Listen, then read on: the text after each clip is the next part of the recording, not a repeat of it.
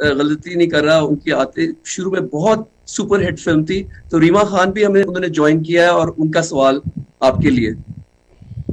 بہت شکریہ سلمان۔ اعوذ باللہ من الشیطان الرجیم، بسم اللہ الرحمن الرحیم۔ السلام علیکم خان صاحب۔ خان صاحب، میرا آپ سے سوال کرنے سے پہلے میں یہ کہنا چاہوں گی کہ پاکستان کی 75 سالہ تاریخ میں آپ کا کردار ہم سب کے سامنے ہے۔ ایک کرکٹر کی حیثیت سے آپ نے آغاز کیا اور آپ نے بہت زیادہ کامیابی حاصل کی۔ اس کے بعد ایک پولیٹیشین کی حیثیت سے بھی آپ جب اس فیلڈ کے اندر آئے تو بھی آپ کا کردار ہمارے سامنے ہے۔ جو ہمیں سب سے زیادہ عام بات نظر آئی کہ آپ کے قول و فعل میں کوئی تضاد نہیں ہے۔ آپ نے شہرت اور پیسے کو بہت چھوٹی عمر میں دیکھا تو اس کا کوئی لالچ آپ کے اندر نہیں تھا۔ آج جس مقام پر آپ کھڑے ہیں، میں آپ سے یہ سوال کرنا چاہوں گی کہ آپ دریا کے الٹے رخ اکیلے چل رہے ہیں، اتنی بڑی بڑی بیرونی طاقتوں دیوار کی طرح کھڑے ہو گئے۔ گزشتہ 40-45 سالوں سے سب کانٹیننٹ کے اندر جن ممالک کو ہم ایڈز دیتے تھے، آج ہم ان سے ایڈز لیتے ہیں۔ ہم سٹونج ایرا کی طرف واپس چلے گئے ہیں۔ تو میں آپ سے یہ پوچھنا چاہوں گی کہ آپ بیرونی طاقتوں سے بے خوف ہو کر صرف خدا پر اپنے ایمان اور یقین کے ساتھ تن تنہا کیسے آنے والے وقتوں میں پاکستان کو ترقی کی منازل کی طرف لے کر جائیں گے؟ دیکھیں ریما، میں آپ کو ایک بات بتاؤں، ہمارے بدقسمتی سے میں نے اپنی ساری زندگی میں دیکھا، کرکٹ میں نے دیکھا، پھر کرکٹ کے بعد بھی میں نے لوگوں کو دیکھا، کیونکہ مجھے اللہ نے وہ کرکٹ میں اس سٹیج پہ لے کے گیا جو بڑے کم کرکٹرز پہنچتے ہیں، اور ہمارے ملک میں تو شاید 1-2 کھلاڑی وہاں پہنچے ہوں۔ تو وہ میں نے سارا سٹیج دیکھا، پھر مجھے عزت بھی ملی۔ پھر میں جب اس کے بعد نکلا تو تب بھی میں بڑے مختلف قسم، کیونکہ میں نے ایک دم بجائے کرکٹ میں رہنے کے میں نے ایک نئی زندگی، ہاسپٹل بنانا اور فنڈ ریزنگ، پھر اس کے بعد پالیٹکس تیسری میری زندگی تھی۔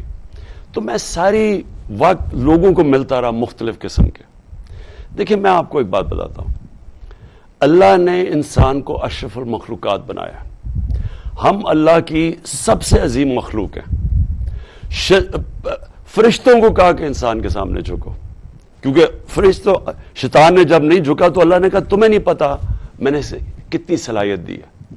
مولانا رومی اس کو ایک اور طرح کہتے ہیں کہ اللہ نے انسانوں کو کہتے ہیں جب تمہیں پڑھ دیے تو تم کیوں چونٹیوں کی طرح رینگتے ہو۔ کہنے کا مقصد یہ ہے کہ ہم سب میں اللہ نے بہت صلاحیتیں دی ہیں۔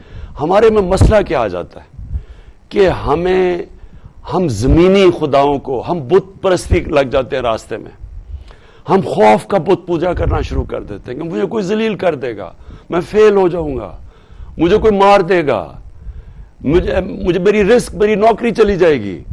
یہ سارے جو یہ خوف کا بت ہے، یہ انسان کو روک دیتا ہے اپنی مقام پہ پہنچنے کے، اپنی خوف کے پیچھے۔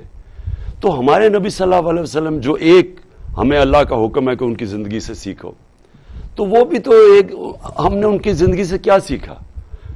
وہ انسان جو صادق اور امین تھا، 40 سال، وہ صرف 10 سال، جب 40 سال کے بعد ان کو نبوت ملی، 10 سال صرف 40 لوگ مسلمان ہوئے تھے، ہر قسم کی مشکل ان کو اٹھانی پڑی۔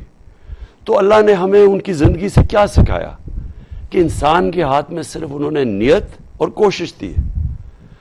اللہ کا جب فیصلہ ہوتا تو جب 13 سال کے بعد وہ مدینہ کی ریاست سنبھالی تو دیکھتے دیکھتے انہوں نے دنیا کی تاریخ ہی بدل ڈالی۔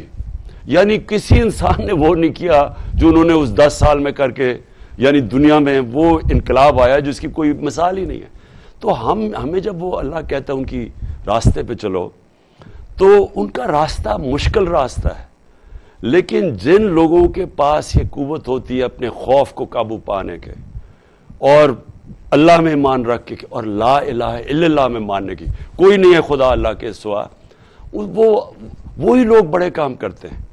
تو اس لیے مجھے کوئی خوف ہی نہیں ہے، کیا ہوگا، میں اپنی پوری کوشش کروں گا، کیا ہوگا، میں فیل ہو جاؤں گا، لیکن میں اپنے ضمیر کو اس کا تو سودا نہیں کروں گا، اور آخر میں اپنے اللہ کو جواب دوں گا کہ میں نے کوشش پوری کی۔ اور یہی صرف وہ ہمارے سے ایکسپیکٹ کرتا ہے ہمارا اللہ۔